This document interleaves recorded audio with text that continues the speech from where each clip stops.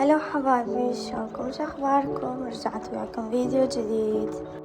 حبايب، اول ما نبدي الفيديو اتمنى تخلولي لايك وتشتركون بالقناة وتفعلون زر الجرس حتى يوصلكم كل شي جديد. قررت اصبغ البيت. صبغت البيت. اول شي صبغت الهول لان كلش الحيطان الجهال كان كاتبين على الحيطان بالقلم بالمكياج، كلش كان يعني منظرها مو حلو. فقلت لزوجي جيب لنا صوت الصبغ حتى نصبغ البيت، ونيمت الجهال. بعدين بديت بالهول، صبغت الهول. ساعة 1 بالليل اني اصبغ بالبيت، لان تدرون ويا الجهال ما يصير، كل شي ما يصير ويا الجهال، فأهم شي نيمتهم. وبعدين بديت صبغت البيت. طبعا كلش تعبت بالتصوير وبالصبغ، كلش تعبت.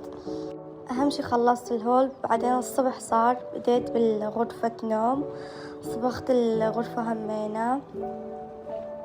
هنا أني جا أصور تشوفوني.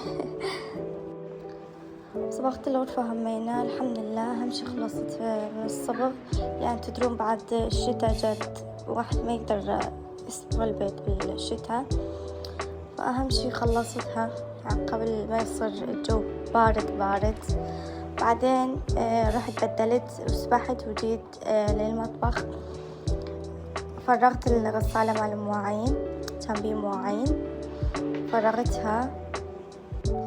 ما كان عندي مواعين وسخة فبقى هيك الغسالة.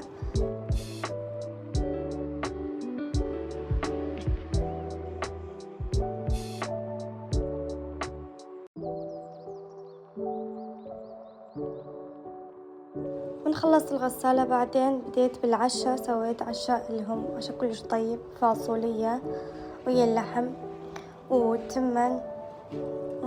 تشوفون المنظر كلش.